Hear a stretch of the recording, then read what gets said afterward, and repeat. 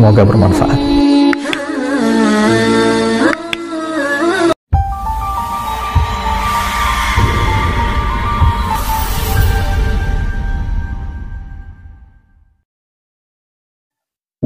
Selanjutnya dipersilakan kepada para peserta untuk melakukan sesi tanya jawab, dimulai dari 3 orang penanya. Silakan. Ya, silakan.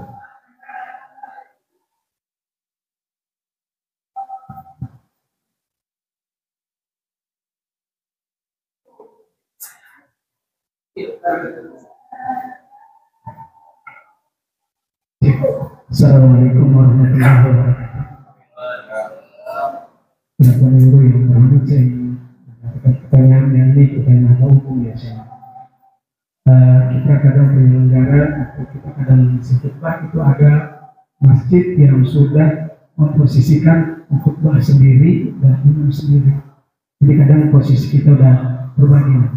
Dari segi afdaliyahnya kadang ada yang mengatakan afdal dia khutbah dia imam.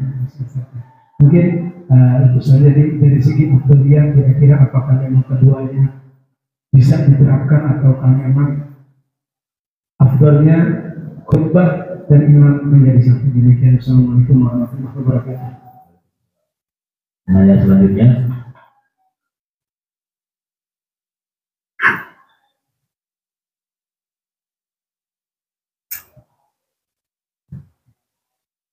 Bismillahirrahmanirrahim. Assalamualaikum warahmatullahi wabarakatuh. Ustaz, saya mau tanya nih Ustaz, tapi saya langsung di sini Ustaz. Bagaimana hukumnya mengenai adab ya? Kalau kita naik mimbar itu kaki kiri Ustaz. Ya, saya pernah dapat ilmu dari seorang ulama besar, ini naik mimbar ini nggak asal katanya, ini mesti kaki kanan. Tapi sering kita lihat kaki kiri. Begitu, satu yang pertama. Terus yang kedua, bagaimana pandangan kita sebagai seorang khatib kalau khatib sampai begini seperti tadi yang guru kita bilang gitu. Karena kan ada hadis yang menyatakan khatib itu hanya Rasulullah saat menerima khatib hanya bilang dengan seperti ini. Karena itu memang ada hadisnya tentang keesaan Allah Subhanahu Wa Taala. Yang saya tanyakan tadi itu begitu. Bagaimana kalau khatib sampai begini gitu? Ya, karena kan ini paling tidak merusak kekhusyuan jamaah. Jadi gitu Ustaz, ada dua. Pertama, bagaimana cara ada kalau naik mimbar bagi kiri. Yang kedua, bagaimana itu pandangannya kalau sampai khatib tangannya itu sampai seperti orang ceramah biasa gitu ya. Begitu Ustaz, mohon penjelasannya karena ya kita juga dalam posisi belajar biar kita lebih mengutamakan adat dalam khutbah ya, karena kita kan sebagai panutan Ustaz, sebagai panutan jamaah. Lebih kurangnya mohon maaf. Wabillahi taufiq wal hidayah. Assalamualaikum warahmatullahi wabarakatuh. Silakan satu orang lagi. Bismillahirrahmanirrahim. Assalamualaikum warahmatullahi wabarakatuh. Mohon izin Ustaz, pertanyaan. Kalau kita jadi khatib itu harus paham dengan rukun-rukunnya di atas mimbar. Tapi kalau ada seorang khatib yang memaksakan diri walaupun dia mengganti badal daripada khatib utama yang nggak hadir, tapi dia lupa rukunnya. Salah satu rukunnya lupa, karena mungkin dengan keberanian beliau untuk bisa tampil di atas mimbar. Nah, bagaimana dengan jamaah yang paham itu? Apakah menegur atau pengurus PKN-nya yang menegur Ustaz? Karena itu bisa menjadi bumerang untuk sholat Jumat kita. Terima kasih, mungkin hanya itu Ustaz. Assalamualaikum warahmatullahi wabarakatuh. Silakan pada narasumber untuk langsung dijawab.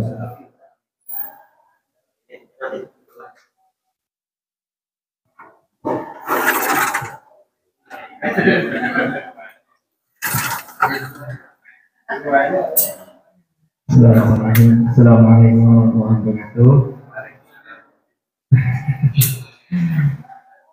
Mau tanya soal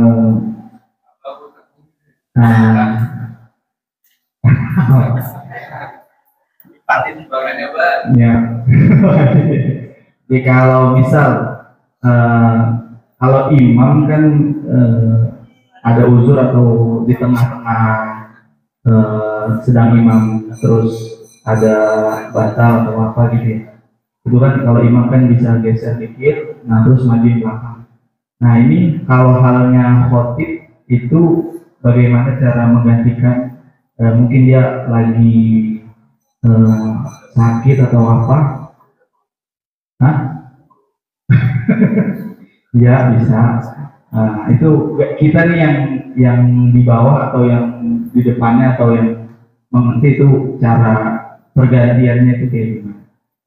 Cukup ya, itu aja. Assalamualaikum warahmatullahi wabarakatuh. Ya, dicukupkan untuk sesi pertama. Dari orang penanya ada 5 pertanyaan. Silakan langsung dijawab dari narasumber.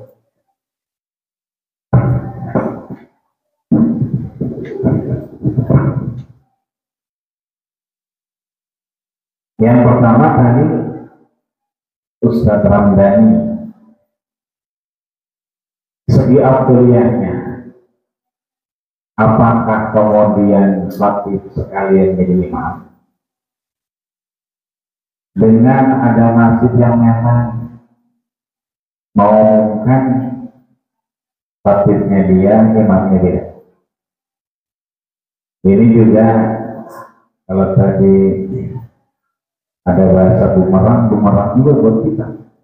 Terkadang maaf kita karena grogi-groginya kita nggak dengerin pengumuman, nggak dengerin MC, apalagi kita belajar orang tahu apa.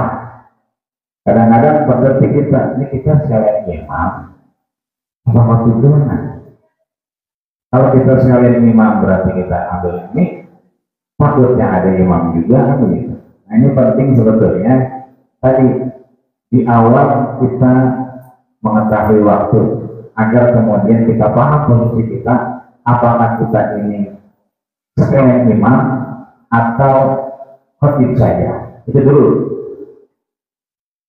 Kalau kemudian dicari afdoliyahnya, ya, memang ada kaul yang menyatakan bahwa kemudian khutbah dengan sholat adalah satu rangkaian. Ketika dia khutbah, itu tujuannya adalah sholat Jumat. Maka kewajiban kita adalah melakukan sholat Jumat. Hanya saja di dalam sholat Jumat ada kewajiban khutbah.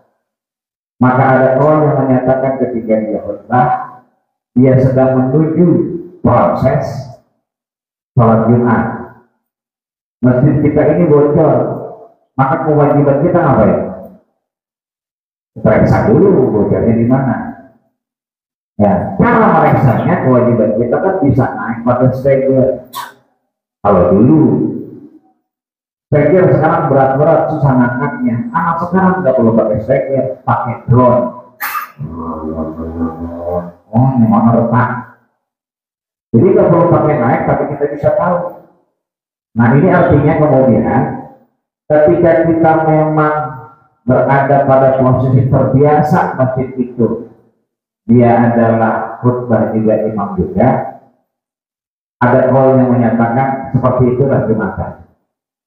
Artinya memang ketika dia khutbah, dia masuk ke rangkaian untuk memberi Jumat. Ini yang dianggap oleh ulama sebagai afdaliyah. Tapi ada masjid itu yang menyatakan kasihan ustadznya, ya udah kenapa-napa, ya kan? Dulu awal-awal kita khutbah juga gitu. Katakan Abu Barok yang depan Giant sekarang jadi apa? Flashmark ya. Nah, itu awal kita khutbah di situ, itu ada 2 orang yang siap-siap nada kita. Karena takutnya kasus sebelumnya ada orang yang suaranya tinggi tiba-tiba berhenti dan pingsan. Jadi saking tingginya suaranya, saking kencangnya suaranya, dia tiba-tiba plok gitu. Saya kira tuh orang juga mau ngapain, ternyata jagain kita wanti-wanti waktu pertama kali masuk. Ini artinya ada masjid yang kemudian berpikiran DKM ini sudah perjalanan jauh, sudah kemudian di jalan juga berat, sudah kemudian mungkin datangnya juga tidak begitu jauh waktunya pakai mepet. Nah ini mereka tidak beristihad, maka mencari imam sendiri. Ada khotib sendiri, imam sendiri. Nah ini juga boleh juga sah karena dua-duanya dilakukan. Tapi kalau rangkaian tadi Abdul ya sebaiknya dua tadi, ya. Tapi kalau untuk urusan yang sah dan menjadi tidak ada masalah, tidak menjadi mengapa selama rukunnya itu sampai dan kemudian imamnya juga tidak meninggalkan rukun-rukun yang seperti yang sudah kita pahami. Hanya saja sekali lagi memang posisi kita, kalau kita memang sedang mendapat jadwal atau dalam keadaan yang sendiri khutbah saja, maka ada waktu untuk istirahat, ada waktu untuk tidak nervous, ada waktu dia agak grogi. Tapi kadang-kadang ya kan, kalau kita sekalian imam itu memang dibutuhkan konsentrasi yang full, ya, belum lagi suaranya, belum lagi ini, ya kan. Itu menjadi PR sendiri buat kita. Mungkin nanti kita sekalian main futsal kali ya kata dia. Jadi ini jadi grup kita nggak bubar, bukan hanya ngomongin tentang khutbah saja, ada juga nanti cara olah nafas, badan sehat, berdiri dia nggak kesemutan, ya kan? Kita kan berdiri kesemutan, nah itu juga penting juga. Itu kira-kira selama ini ya.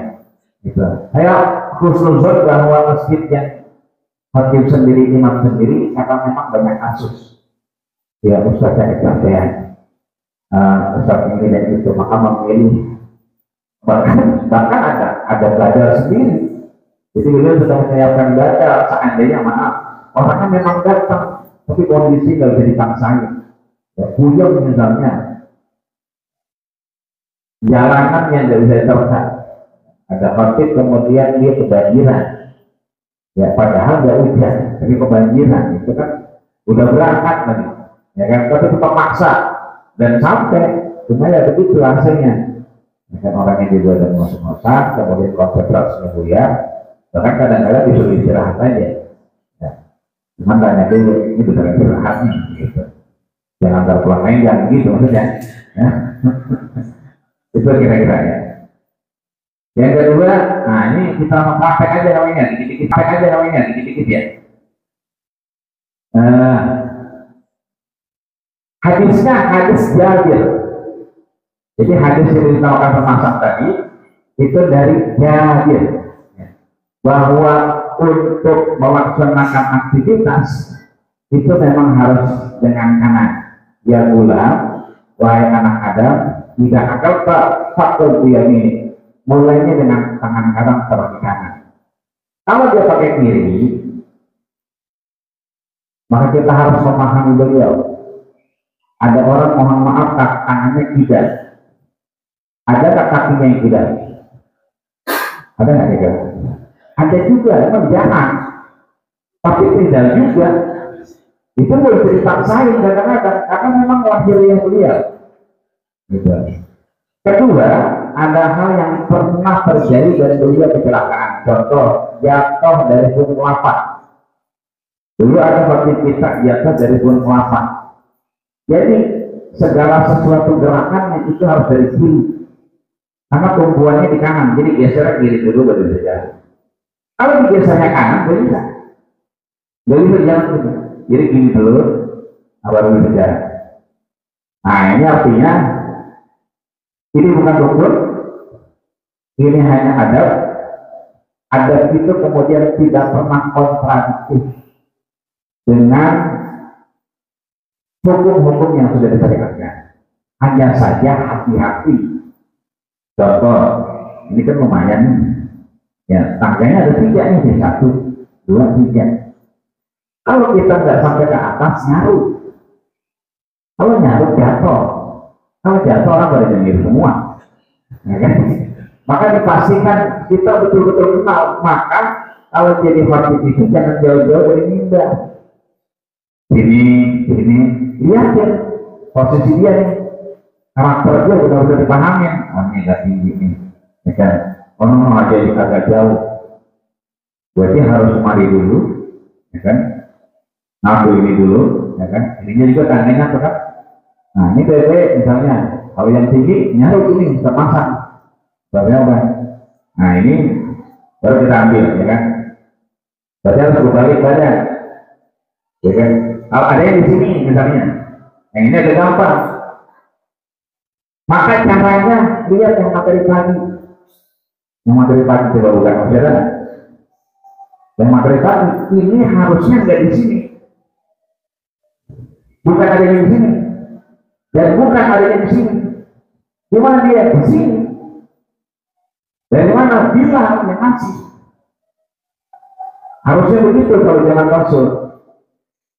Maka penting nanti di akhir kita menyepakati ada dua tawaran kita, ada makan yang panjang, nanti boleh Ustaz Alfi atau Ustaz Jafar nanti, Ustaz Alfi juga boleh nanti, itu kita praktekkan di beberapa tempat memang pakai bilang, meskipun Jumatan banyak, ya, hanya saja diubah dari yang Idul Fitri, Idul Adha, ya, jadi sholat Jumat.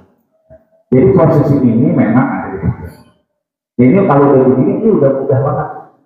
Kita udah perlu ngeraih ini. Yang di sini pun sulit misalnya. Karena biasanya engkelnya tinggi. Jadi kita perlu ngangkat. Begitu diangkat entok. Kita begini-begini. Awalnya dari gamis. Nah udah ribet banget tuh. Ya kan? Udah gitu misalnya masuk kemarin. Ini enggak. Jadi memang yang harusnya kalau melihat Rasul, jatuh itu memang dikasih ya ke Rasul, dikasih ke Abu Bakar. Nah itu kira-kira itu ya. Nah, jadi bukan masalah kiri dan kanannya, tapi bagaimana kita mengenal karakter orang dan karakter medannya. Makanya saya bilang kalau medannya ketutup itu enak banget. Nah, kalau ketutup itu mau begini-begini akan banget. Tapi kalau dia begini, ini udah mati kutu nih. Ya, tapi inilah yang disarankan Rasul. Karena madai dan mimbari wabah itu, mimbar yang begini emang yang disunahkan sama Rasul. Mimbar yang beginilah yang sekarang ada di Rasul, bukan mimbar yang ada tutupnya. Maka kalau ada orang mau ganti mimbar, selalu kita referensikan mimbar yang seperti ini. Hanya saja ini kan mimbar lama. Orangnya juga udah meninggal, yang punya mimbar, yang punya bentuk, udah pada meninggal semua dah. Ini mah kita tinggal jagain doang dengan dia. Nah, kalau yang sekarang karena semakin bagus, ya tadi yang saya gambar itu ada di tengah, ada di pinggir, dan itu rata-rata temporer bisa digeser-geser, bisa dilipat, bahkan bisa dibuka. Tinggal bagaimana baiknya aja. Nah ini artinya bahwa kenali medan kita dan kita harus kemudian tidak mengukur orang lain dengan ukuran pikiran kita. Gitu. Maka mohon maaf, kalau dia megang kiri itu, jadi misalnya kiri, ya karena kita punya teman begitu, semuanya kiri. Ya kan, tapi kira main bola, ya kan memang kanan. Ya. Artinya yang kayak kita kirinya doang, tangannya doang. Itu yang pertama. Yang kedua, tangan kita ini menjawab yang kedua ya, tangannya jalan-jalan ya. Ada kasus ini jatuh pegang misalnya, ini pastikan orang refleks kadang-kadang gitu. Di awal kan rasa susah nahan itu di awal-awal, tapi lama-kelamaan kita tahan ini keberuntungan, maka kita menahan semaksimal mungkin. Tapi kalau ada ini kita pegang, tidak bakal begitu. Ini kita pegangin ya. Mau gimana juga nggak bakal begini. Sama kalau mimbarnya begini, Kalau mimbarnya yang keduduk, tangan kita itu usahakan megang mimbarnya. Itu aman, nggak begini-begini. Tapi saya yakin, meskipun tangannya begini-begini, nggak bakal begini-begini. Menunjuk apa dia begini-begini? Ya, mungkin ada guru dari itu. Artinya, sekalipun dia nunjuk, paling menunjuknya yang normal, gitu kan. Nggak mungkin sampai marah gitu kan.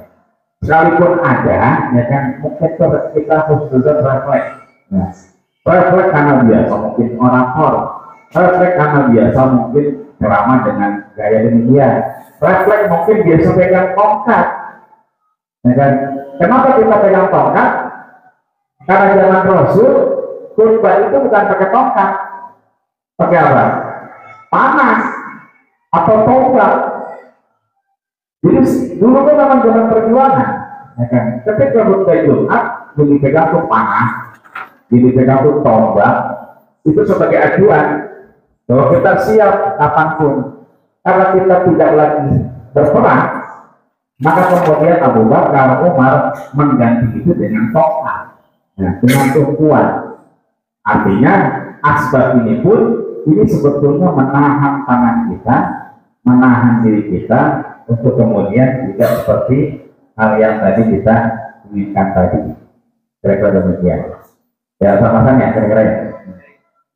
Ustaz Alfi, Ustaz Naswari dulu tadi. Belum. Ustaz Alfi dulu ya. Lupa saya, sebenarnya di sana. Ustaz Naswan ya. Lupa tadi.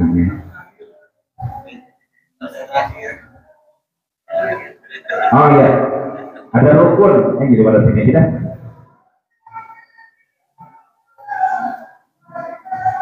Rukunnya tadi paling gampang disebutkannya. Alhamdulillah. Wassalatu wassalamu ala Rasulillah. Ya ayyuhalladzina amanu taqullah. Ya kan? Usikum wa iyaya nafsi bittaqullah. Allah muslimin awal muslimat. Udah 5 itu aja. Kalau kita bilang tahmid, bingung kita. Selawat, bingung lagi. Di otak kita sudah nyangkutnya hal lagi grogi. Tapi kalau alhamdulillah, wassalatu wassalamu ala Rasulillah, itu udah selawat. Nggak perlu Allahumma sholli ala sayyidina Muhammad, nggak perlu kalau seandainya dalam keadaan grogi. Kalau lagi enak mah yang itu kita bawa, ya kan? Kemudian ya ayyuhalladzina amanu taqullah. Kemudian usikum wa iyaya nafsi bittaqullah. Ulang kita, enggak hafal kita, ya tadi pakai bahasa Indonesia. Syukur alhamdulillah, Allah berikan kita kesehatan. Salawat dan salam kepada baginda kita Rasul, ya kan? Allah berfirman, janganlah kita mati, ya kan?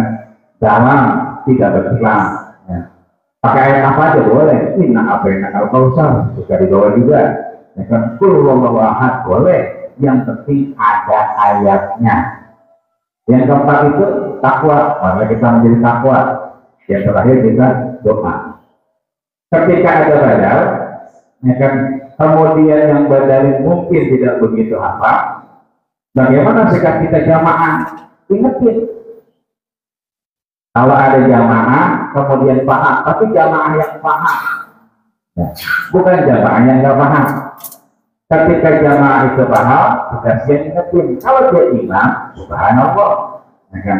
Dulu zaman Rasul, ketika Rasul khutbah, itu ada Arabul Ajami, orang Arab Badui, ya kan? Ud'una ya Rasulullah, Rasul lagi khutbah, disuruh doain kita ya Rasul. Badui itu antara Makkah sama Madinah. Jadi di tengah-tengah ada namanya Gifar, kampung Gifar. Jadi kalau ke Makkah ke Madinah atau Madinah ke Makkah, di tengah-tengah itu ada kampung Gifar. Itulah Arab Badui. Kampung dia lagi kesusahan, panennya nggak berhasil. Nabi lagi khatib disuruh doa, dan Nabi akhirnya mendoakan. Artinya sebetulnya belum didoakan, nanti kan doa terakhir. Tapi karena ini orang ini merasa minta didoakan, dia ngomong boleh. Umar bin Khattab ketika naik mimbar, Umar lagi naik, tiba-tiba meminta ada suara untuk naik lebih tinggi, dan dia pun naik lebih tinggi. Ternyata dia nggak lagi ngomong sama jamaah. Dalam riwayat itu beliau lagi ngomong sama siapa? Amr bin As. Beliau di Madinah, Amr bin As di Mesir. Artinya boleh ada dialog, boleh ngomong. Yang nggak boleh itu ngomong. Berarti ya, gitu juga boleh. Ya kan? Tapi kalau ngomong masih boleh. Ada anak kecil kemudian, ya, Khalifah Umar bin Abdul Aziz itu juga bicara kepada anak kecil, masih boleh. Atau jamaah yang ingetin masih boleh. Gitu. Atau mungkin ada DKS atau Ustaz kita atau siapa yang paham silakan. Andai tidak ada yang paham, kita kalau apa? Kita pun menyaksikan dari pertama sampai akhir. Karena khutbah pertama, khutbah kedua. Contoh misalnya doa, ada di mana? Khutbah kedua, meskipun di pertama banyak doanya juga, tapi intinya di kedua. Atau mungkin di keduanya nggak ada doanya, tapi itu udah banyak doa yang pertama, ya selesai. Kasus banyak kita temukan begitu. Apakah waktu ini kemudian tidak ada doanya, nggak banyak doa ya, karena lupa. Itu kalau di keduanya nggak ada, di pertamanya bisa dipakai. Kenapa? Karena memang dia masuk ke dalam rukun. Wasiat takwa, lupa di awal. Itu terakhir baru ingat, nggak apa-apa. Mudah-mudahan kita semua kalau dijadikan orang yang bertakwa masuk itu. Tidak harus usikum wahati kita ngomong, nggak harus. Yang penting ada wasiat takwa. Gitu ya. Itu kira-kira saja. Jadi boleh ditegur. Memang nanti di jamaah itu suka ada bumerangnya. Gimana sih DKM? Gimana? Akhirnya apa? Suka ada yang sholat zuhur sendirian. Kalau dia paham silakan. Itu apa? Pasarnya batal patahannya. Di sholatnya kan. Artinya kalau memang dia paham silakan. Ya. Tapi kalau kemudian tidak paham, bertanya saja dan berijtihad saja, mudah-mudahan insya Allah tidak begitu melanggar dari rukunnya, mudah-mudahan. Yang terakhir tadi berarti itu ya, apa namanya, orangnya batal, prosesnya seperti apa. Yang sudah-sudah memang bahwa khatib itu dalam beberapa literasi adatnya datangnya belakangan. Datang kemana? Datang ke medan tempurnya. Ke mimbar, ke sini, itu belakangan. Dibawa dulu kemana? Bisa di sini. Gitu. Ya, bisa dikasih rebahan dulu, kasih pokari dulu, dingin dulu, ya kan? Atau yang lain dulu, anak teh segala macam. Nanti udah dekat-dekat baru ke sini. Dipastikan dia betul-betul siap. Bahkan maaf, seringkali yang namanya tak wudu, tak mau wudu lagi, ya kan? Kamu nggak ngerasa nggak? Itu kita malah diingetin begitu. Ya. Adapun biasanya dia sakit kurang sehat dan seterusnya, biasanya sih dia ngomong, biasanya. Jadi akan bicara kalau tidak fit. Makanya biasanya kalau lagi nggak fit banget, itu langsung dari badan.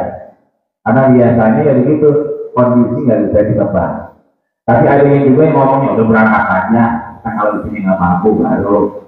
Tapi sampai sini malah seger dia, ya kan? Artinya yang pertama bahwa khatib ini berbeda dengan jamaah. Kalau jamaah itu memang datang sebelum khatib. Tidak kamal khatibu ala mimbar, ketika khatib sudah diri di mimbar, ya karena ingin sapi dan malaikat, 70 malaikat itu berhenti mendoain kita. Jadi kalau kita datang, ada 70 malaikat itu doain kita. Dan nama kita ditulis, datang tulis. Tapi begitu khatibnya naik, itu AC-nya tutup. Ya, atau malaikat maaf ya, tutup. Gitu. Karena hatinya udah naik. Nah, ada dia nggak naik dan orang kemudian masih kemudian beribadah, maka dikondisikan sebaik mungkin. Ya. Kalau kita pribadi sih juga butuh begini. Ya, yang butuh nyaman aja. Nyaman dalam artian kita memang tahu medan biasa di situ. Kadang-kadang minggir dulu, langsung ke depan. Kalau emang rasanya masih lama, jangan ke depan. Ngojok dulu sono. Kan ntar PKL-nya lihat di CCTV. Nah, mobilnya minggir aja ono. Mau nggak ada yang nemenin, tuanin gitu. Tapi kalau udah mepet, ya ke situ udah. Gue usah kemari lagi, udah mepet. Ya, gue udah kemari nyari teh panas, nggak usah. Itu langsung ke sini aja udah.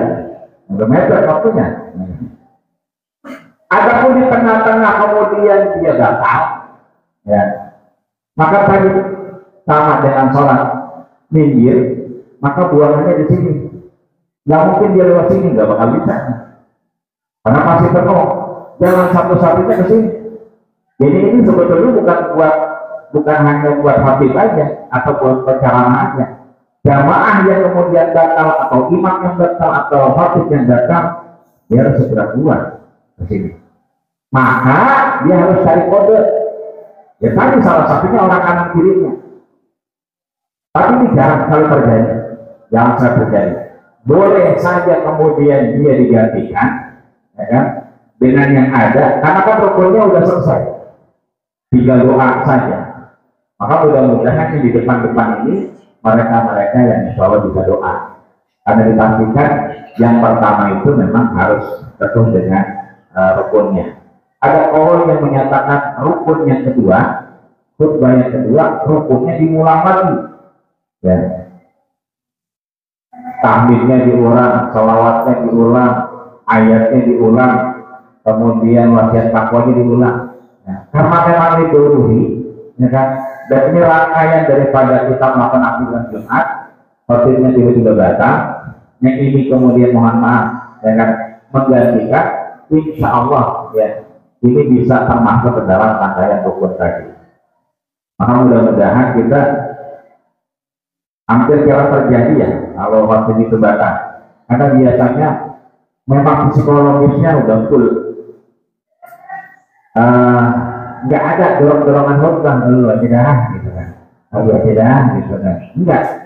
Ya emang udah harga mati di situ dia. Nah, makanya saya bilang tadi, ya kayak kita bilang ya jangan nganterin gini dulu, jangan kemana-mana dulu, karena emang efeknya berat. Kalau seandainya kemudian kita mepet waktunya, psikologisnya itu yang ribet. Ini artinya mudah-mudahan sih kita sehat sehingga tidak terjadi aktivitas yang tadi. Kalau imam memang banyak ya, karena imam memang tidak butuh persiapan mutlak, kecuali memang hafalannya diulang. Nah, itu penting juga. Itu kira-kira ya, ya. Tujuan Allah berkati. Ya, baik. Termin pertama dari 4 orang pertanyaan, ada 5 pertanyaan, semuanya sudah terjawab. Mungkin satu termin lagi dibuka ya. Baik, satu termin lagi untuk 3 orang penanya dipersilakan kalau ada. Oh iya baik, silakan.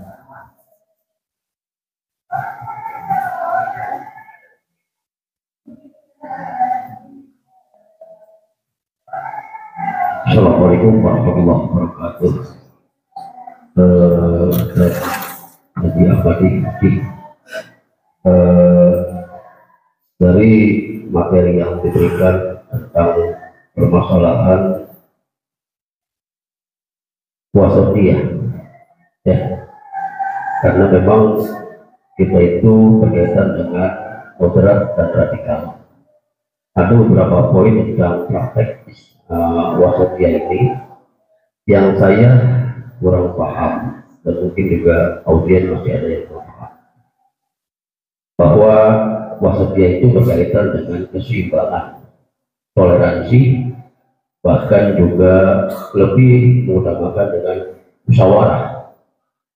Nah, keseimbangan ini seperti apa yang harus kita lakukan, Ustaz? Ya, apakah kita menyampaikan materi dengan tujuan dunia wal akhirah disamakan seimbang, ataupun dengan hal yang lainnya? Karena banyak ulama yang berpendapat ya dari keseimbangan wasatiyah ini adalah berbagai macam versi, ya, bahkan menarik dari hasil pembicaraan Quraisy Shihab, ya, bahwa wasatiyah ini adalah kalau dikaitkan dengan di dunia hasanah wa fil akhirati hasanah, keseimbangan antara dunia dan akhirat ini tidak akan bisa ketemu gitu ya. Seperti contoh misalnya saya memberikan baju kepada anak yang kecil lalu dengan yang besar, kalau dia yang besar diberikan yang besar, yang kecil diberikan yang kecil, berarti ada keseimbangan kan, walaupun beda akuratnya. Nah, konteks dalam dakwah ini kita dalam khotib keseimbangan yang harus kita lakukan seperti apa, Ustaz? Mohon penjelasannya oleh Kiai Haji Ahmad. Terima kasih. Wassalamualaikum warahmatullahi wabarakatuh. Assalamualaikum warahmatullahi wabarakatuh. Ada lagi? Silakan. Assalamualaikum warahmatullahi wabarakatuh. Saya sering mendengar di awal pembukaan khutbah Jumat, khotib itu membaca syahadat gitu, membaca syahadat. Jadi ada asyhadu an la ilaha illallah wahdahu la syarika lah, asyhadu anna Muhammadar rasulullah. Nah, sempat juga saya sampai berpikir, emang ini rukun apa bukan sih? Ternyata bukan rukun. Tapi ada juga yang pernah saya dengar itu namanya rukun gitu. Nah, apakah memasukkan yang bukan rukun ke dalam mukadimah di awal itu sesuatu yang tidak dibolehkan atau menjadi hal yang mubah? Saya pertanyaannya. Terima kasih.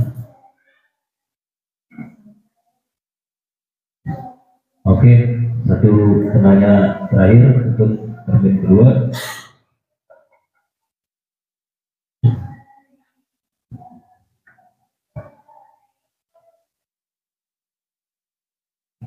Tidak ada? Oh iya, silakan.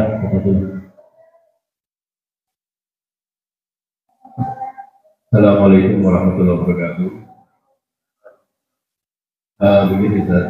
Ada topik yang menggunakan ketika khutbah Jumat ini memakai nazaman akidatul awal. Memang di situ alhamdulillah dan as-sholatu dan sholat para nabi kita kan minta tabi'aini. Apakah termasuk di sini adalah ada juga mabda'u bismillahirrahmanirrahim wa birohi bida'i isani walhamdulillahi qadimil awali al-akhiri bila tahwini. Maksud di sini kalau dalam kita kan di hayatul zaki saya baca alhamdulillahi sama sholatu.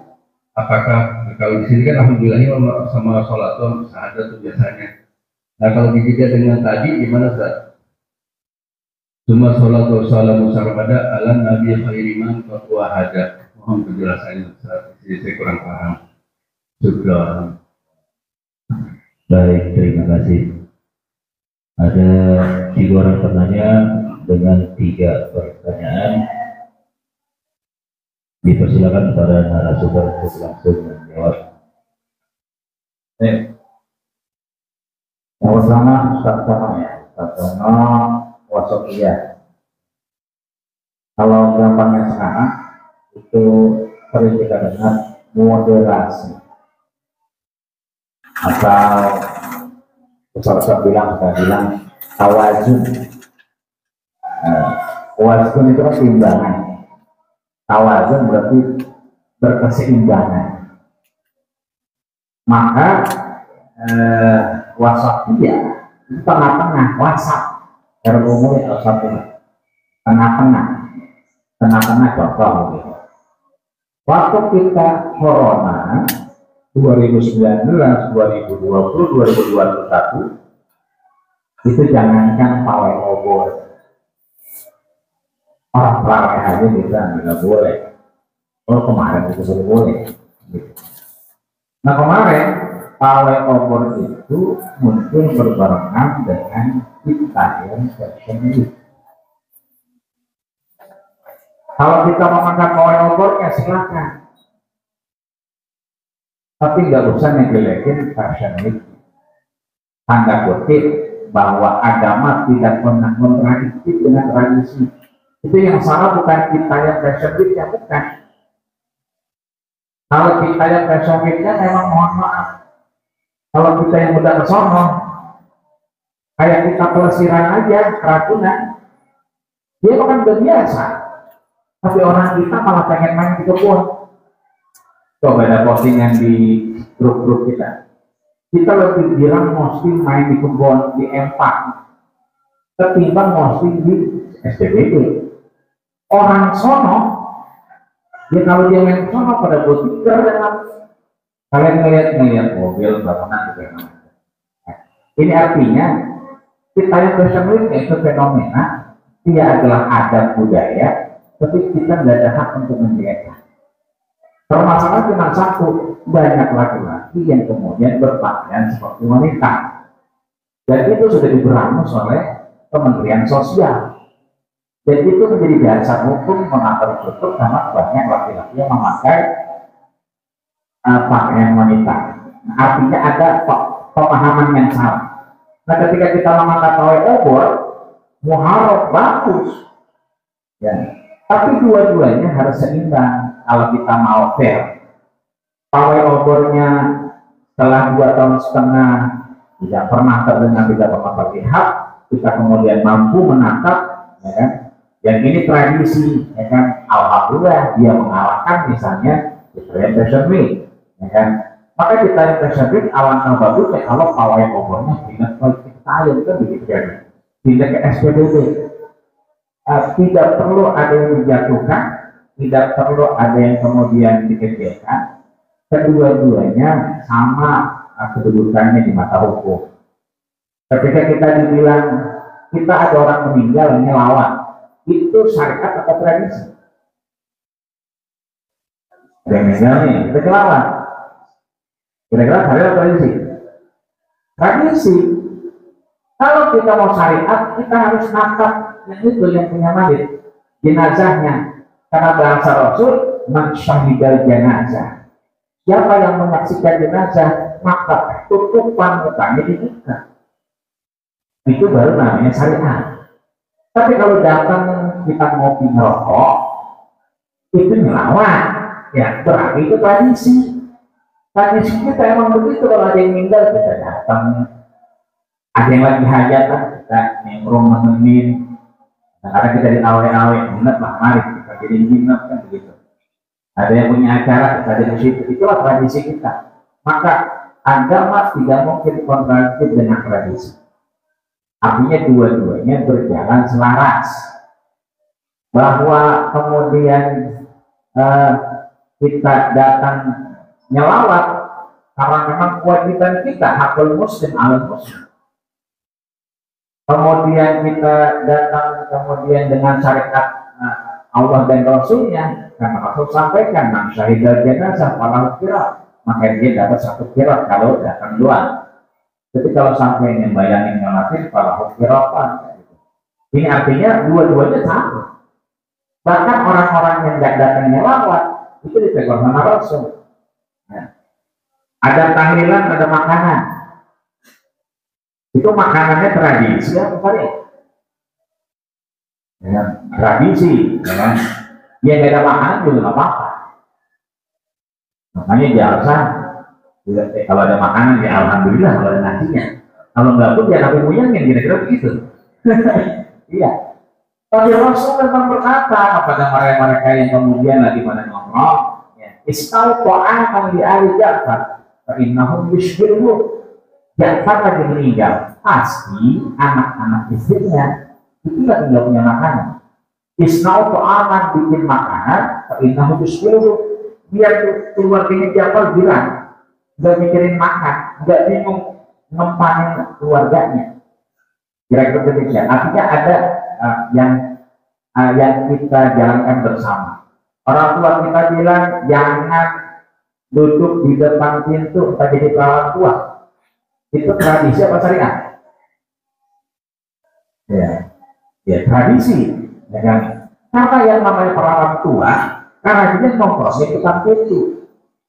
Kalau dia mau dilamar, nongkrongnya duduknya di belakang pintu. Karena melamar itu masuk dulu baru melamar. Kalau begitu masuk dia lagi ngejogrok, itu pasti yang namanya wah terima loh, kita jogrok gitu, ya. Tapi syariatnya kata Nabi, iya pun waktu kot jauhi kalian tempat halal. Nongkrong boleh, tapi di tempat halal nggak boleh. Akan nongkrong di situ emang nggak boleh. Syariat nggak boleh, adat juga nggak boleh. Gitu. Artinya wasatiyah di sini adalah moderasi, tawazun, seimbang, sehingga tidak menjatuhkan. Yang lebaran Sabtu silakan, yang lebaran Minggu silakan. Lebaran 2 kali, alhamdulillah, emang itu yang dicari sama khotibnya. Iya, jadi 2 kali masjid kan gitu. Iya, kalau sekali doang, kita mau ngarepin. Artinya di sini tinggal bagaimana kita memahami itu tidak ada pengecilan di atas pembesaran. Kita bicara Muharram, anak yatim disantuni, ya kan? Iya. Tapi anak yatimnya bagaimana dulu kan begitu. Ya, maka anak yatim ini kemudian mohon maaf, ya kan, ditawazunkan, diberikan pemahaman secara pertengahan sama yang Tuhan, tangan dan seterusnya. Kalau udah kemudian berhasil juga, maka jatuh kepada yang lain.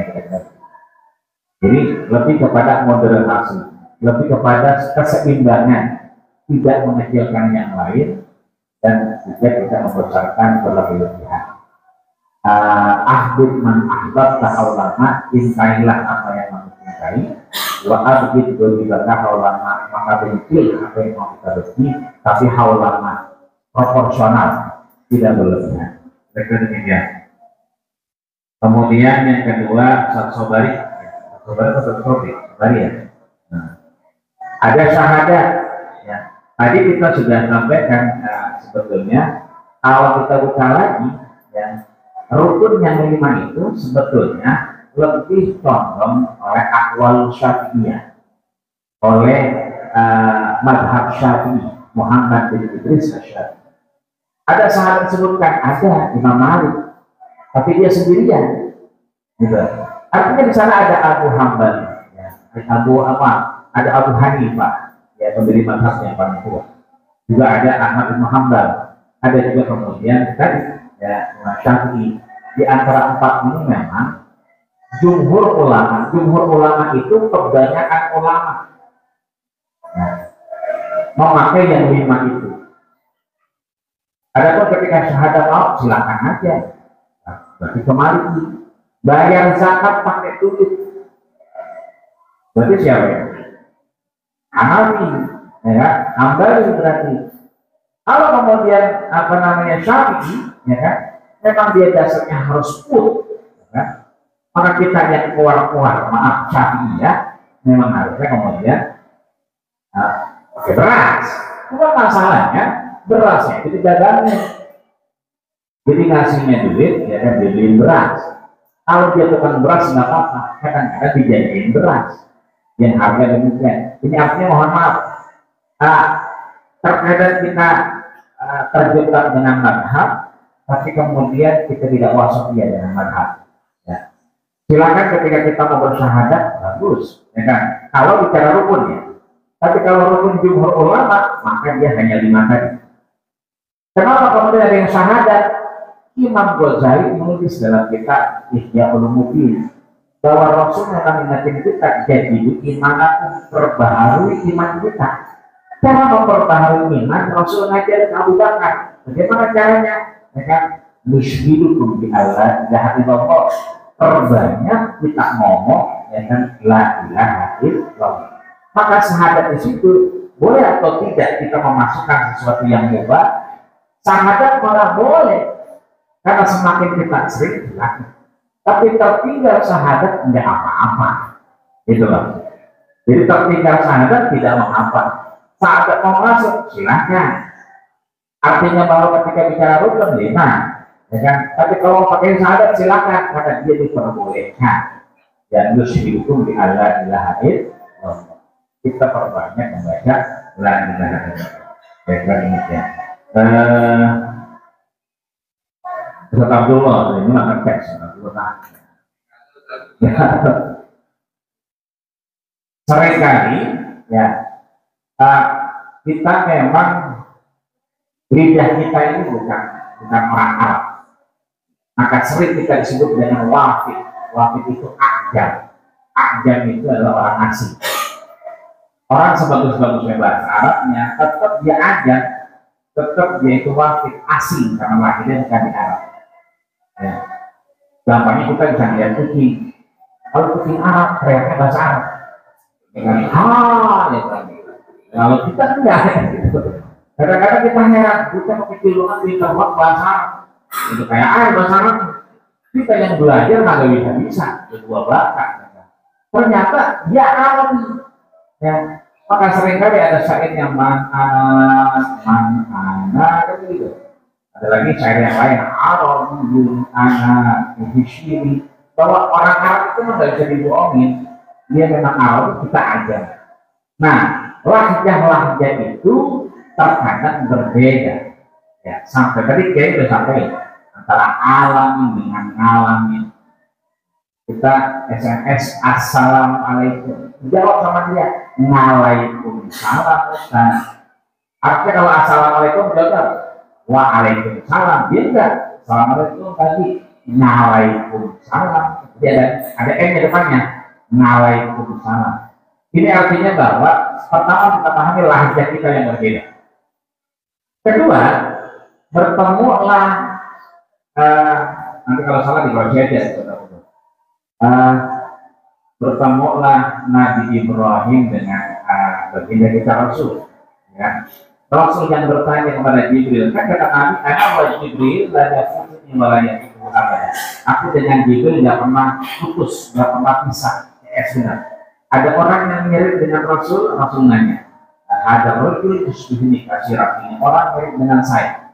Misalnya Jibril, "Man huwa?" Ini orang siapa? Kata Jibril, "Huwa Abu," itu adalah bapak.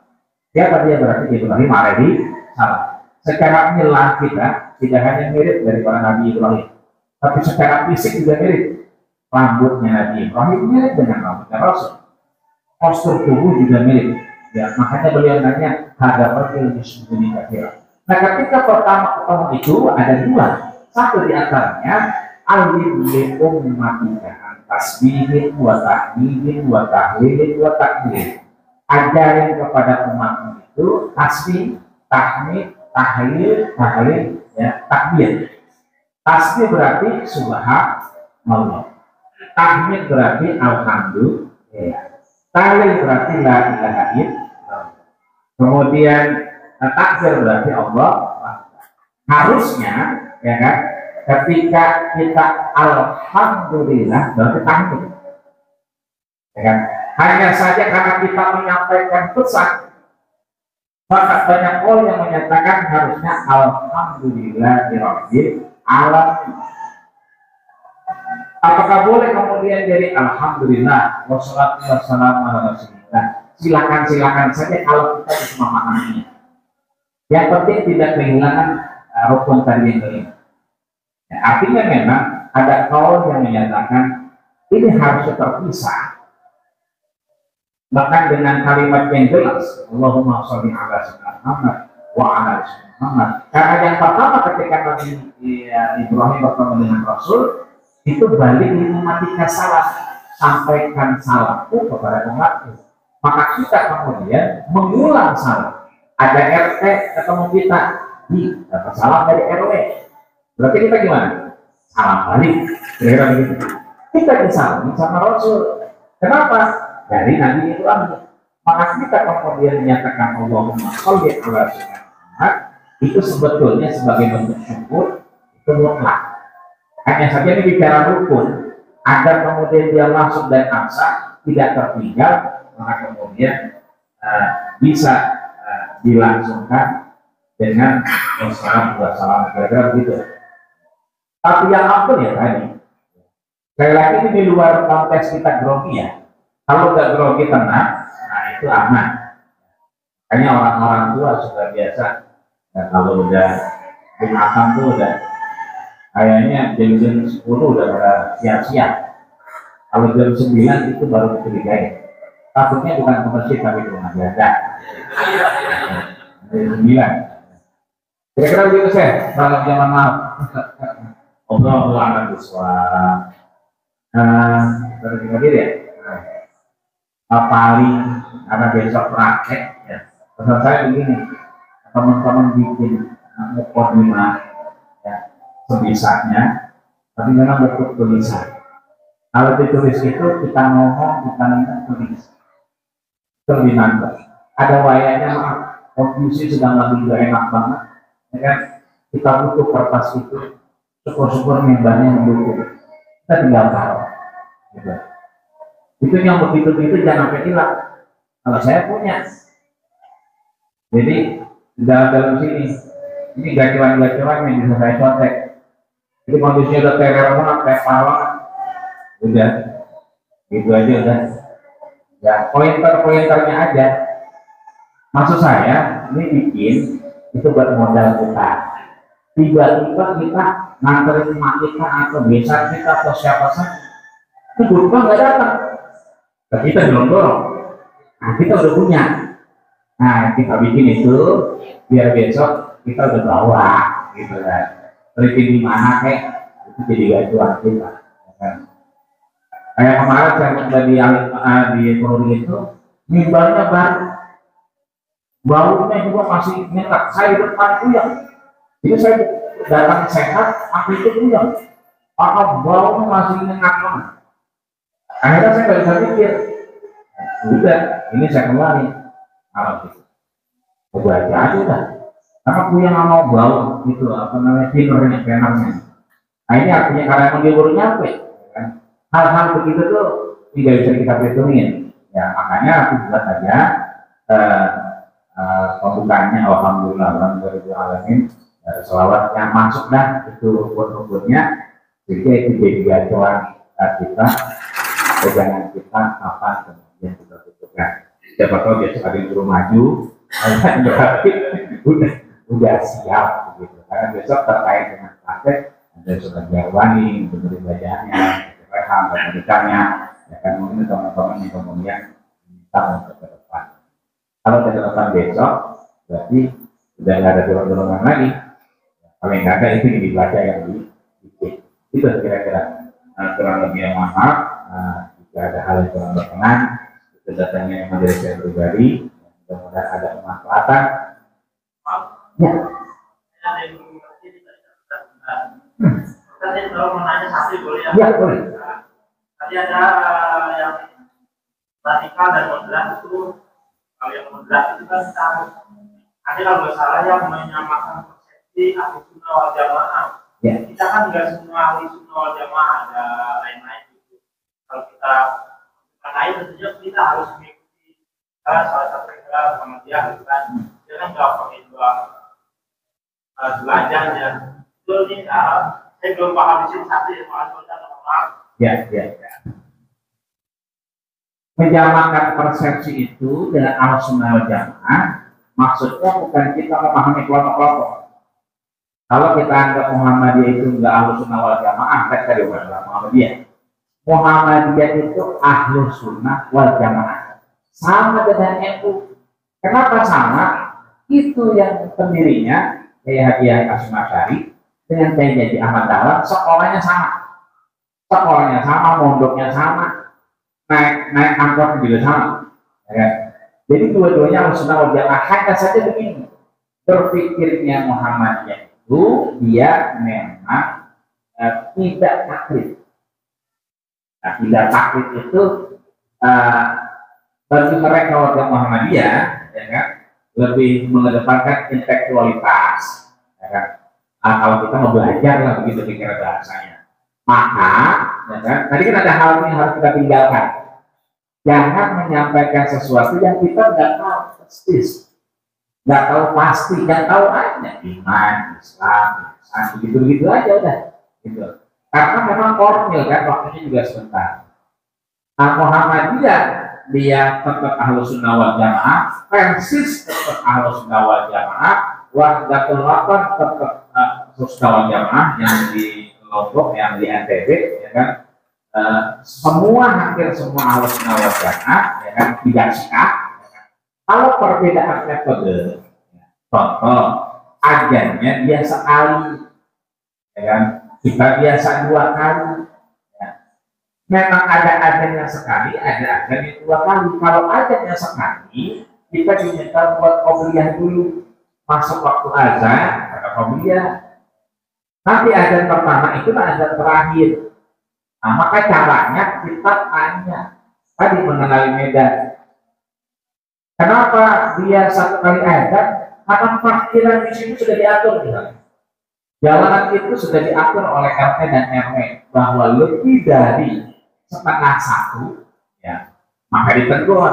Biar RT-nya ditegur, biar RW-nya ditegur, maka caranya dipersempit, ya. Caranya yang menghilangkan azan tadi. Ada yang dulunya, kemudian memang sudah 1 kali azan, tapi ada kemudian dia agak luas, ya kan? 2 kali azan. Itu tinggal perbedaan teknisnya.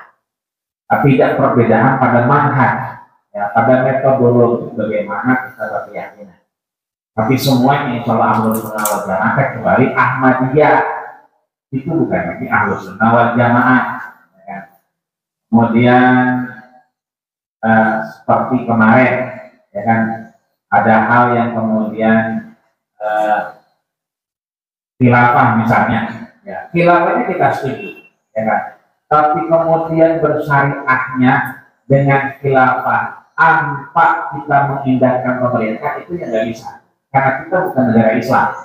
Ya, artinya ya Rizik misalnya ya bersyariah dengan memberikan syariah, artinya tetap kita berkebangsaan tapi dengan syariah, artinya jangan korupsi, ya kan? Artinya tidak membunuh dan seterusnya. Ya.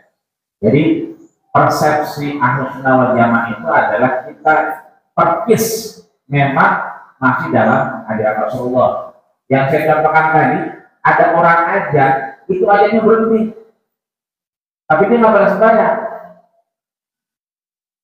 Apa bahasa Jawa? Ya, dia dengan Islamnya luar biasa, tapi memang aplikasinya memang pemahamannya belum sampai ke sana, karena masih menganggap sesuatu yang pohon besar, ini besar, itu punya kekuatan. Ini artinya bahwa menyamakan itu artinya jangan sampai yang cabang itu membuat kita hilang esensinya. Teknis, tanya sama DKR, tanya sama yang nyuruh, kita aja kadang-kadang lupa. Ada 2 kali aja. Kalau yang 2 kali kita 2 kali kok. Kalian sekarang. Di kodenya kalau udah bisik-bisik itu sekali. Kalau kali itu lagi. Jadi gampang sebetulnya kita. Tapi kalau udah sekali, mikirnya jangan kayak baik. Bos astagfirullahaladzim, orang pada melapor pintar. Gitu. Tapi kalau ajarnya 2 kali, itu baru kali. Jangan dikit, panjang dikit, nggak apa-apa itu. Kira-kira demikian ya. Assalamualaikum warahmatullahi wabarakatuh. Baik, kita cukupkan sesi pada hari ini. Terima kasih kepada seluruh peserta yang telah hadir. Terima kasih juga kepada narasumber. Mudah-mudahan ilmu yang disampaikan dapat bermanfaat untuk kita semua. Mengingatkan kembali untuk esok hari kepada seluruh peserta untuk hadir 08.30 sampai 09.00 untuk acara absensi, dan 09.00 akan dimulai pembukaan dan langsung ke materi pertama. Insya Allah besok ada 2 orang narasumber yang akan menjadi pembicara. Pertama Dr. Andes Kiai Haji Royhan Sabuki, dan yang kedua Kiai Haji Arwani Marhum MPD. Sekali lagi kami ucapkan jazakumullah khairan katsiran kepada seluruh rekan-rekan asatizah yang telah hadir. Mari kita tutup acara kita pada siang hari ini dengan sama-sama membaca lafaz hamdalah. Alhamdulillahirabbil alamin. Kurang lebihnya mohon maaf. Billahi taufiq wal hidayah. Wassalamualaikum warahmatullahi wabarakatuh.